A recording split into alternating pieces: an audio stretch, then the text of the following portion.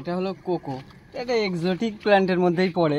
হ্যাঁ আচ্ছা, এই যে ফল হয়ে আছে, ফল ধরেছে, আমি দেখাচ্ছি আপনাদেরকে, এই দেখুন এই যে ফল হয়ে আছে, এটা অনেক বড়। আচ্ছা, এটা আমরা কিভাবে মানে এটা মানে ব্যবহার করতে পারবো? প্রসেসিং এর ব্যাপারটা আমি জানি না, তবে আমি অনেকে দেখেছি এর মধ্যে পাকলে ওই ফলগুলো এই খাওয়া যায়। আচ্ছা, খাওয়ার একটা যোগ্য ফল। এই ধরনের ভ্যারাইটির চারা রাখছো? হ্যাঁ, চারা আছে। কি দাম রাখছো?